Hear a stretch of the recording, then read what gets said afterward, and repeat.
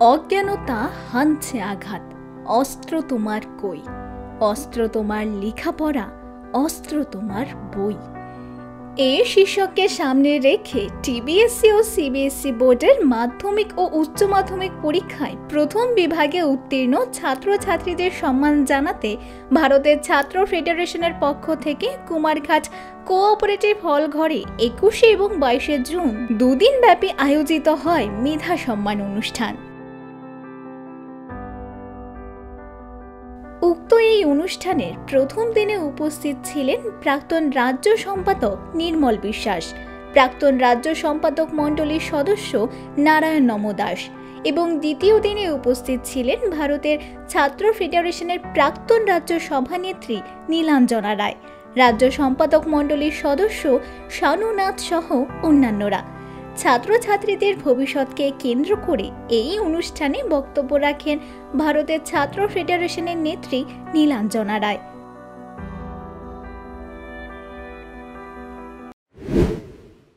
যে মা 10 মাস 10 দিন কত প্রসব যন্ত্রণা সহ্য করে তার সন্তানটাকে ভূমিষ্ঠ করে, এই মা অর্থনৈতিক দুরবস্থার কারণে, অভাবের কারণে শিশুর সন্তানটাকে বিক্রি করে দেয়।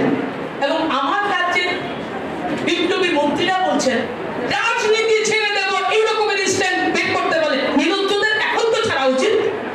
আমরা তো দেখছি এই রকমের ঘটনা ঘটছে। আপনি এখন বলতে পারেন যে আমরা কেন এটা নিয়ে ভাববো? আমরা ভাববো এই কারণে, কারণ আমরা এই সমাজের একটা বিশেষ অংশ।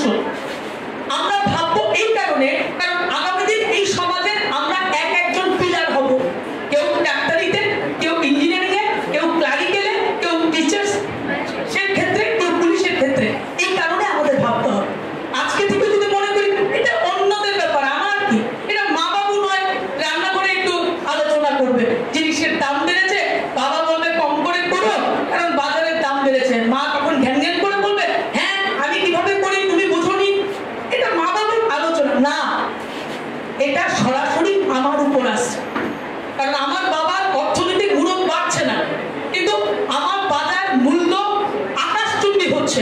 সেই কারণে আমি যেই মাসের টুকটাটা খেতাম বা প্রতি সপ্তাহে মাংস খেতে পারতাম, ওই জায়গায় আমার শরীরে পুষ্টিকর খাদ্য দিতে পারছে না আমার মা বাবা। তাদের কি কষ্ট হচ্ছে না? তাদের কি যন্ত্রণা হচ্ছে না? অনেক সময় তো দেখি আমাকে মাছটা দিয়ে আমার মা না খেয়ে থাকছে। এটা মা বাবার রান্নাঘরের কথা না, এটা আমাদেরই কথা, আমাদের বুঝে নিতে হবে। এইরকম ভাবে যদি বুঝি তাহলে বুঝতে পারবো। আর যদি সাধামাটা করে এই জায়গাগুলোতে ভাবি তাহলে ওই ফেল করা ছাত্র, 3rd ডিভিশন পাওয়া ছাত্র, 2nd ডিভিশন পাওয়া ছাত্রের মতো অ্যাজ ইকুয়াল হলাম আমরা। যেহেতু আমাদের কোয়ালিটিটা আমরা এখানে তুলে ধরেছি, আমাদের সেই একই কারণে এই সমাজের কোয়ালিটি মেনটেন করতে হবে। আর যদি না পারি তাহলে এই কৃতিত্বের কোনো দাম, এই ভালো রেজাল্টের কোনো দাম নেই যদি সমাজের ভালোতে আমার ভালোটা আমি উজাড় করতে না পারলাম। ঠিক সেই কারণেই বলবো যে আমার সোনা বন্ধুদের কাছে, আমার উজ্জ্বল বন্ধুদের কাছে অনেক প্রত্যাশা নিয়ে, বুক ভরা প্রত্যাশা নিয়ে আমরা বলবো যে আমাদের যেটুকু সময় আমরা করলাম, আমরা যদি আরো ভালো পড়াশোনা করতে পারতাম তাহলে আরো কিছু হতে পারত। কিন্তু আপনাদের কাছে এই সুযোগটুকু আছে, এই সমাজের হাল ধরা। আমরা হয়তো সমাজের একটা কোনায় গিয়ে কাজ করছি, সবটা সমাজকে বুঝানোর দায়িত্ব আমরা নিতে পারছি না, সেই রকমের শিক্ষায় শিক্ষিত হইনি বলেই। কিন্তু আপনাদের যে শিক্ষাটা, আপনাদের যে উজ্জ্বলতাটা, এই উজ্জ্বলতাটাকে আজকের জন্য শুধু সীমাবদ্ধ রাখবেন না, নিজের পড়াশোনার জন্য শুধুমাত্র সীমাবদ্ধ রাখবেন না, নিজের কেরিয়ার মেনটেন করার জন্য শুধু সীমাবদ্ধ রাখবেন না, সমাজের সৃজনশীল কাজে, ক্রিয়েটিভ ওয়ার্কিংয়ে, প্রত্যেকটা ক্ষেত্রে আপনাদের এই উজ্জ্বলতা আমরা চাই। এই কারণেতেই এসএফআই আপনাদেরকে ডেকে এনেছে।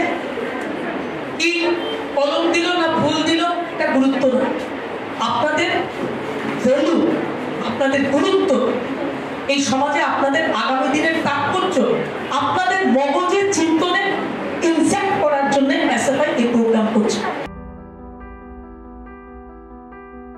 বক্তব্য শেষে ছাত্রছাত্রীদের শংসাপত্র ও মেডেল প্রদান করেন অনুষ্ঠানে উপস্থিত অতিথিরা।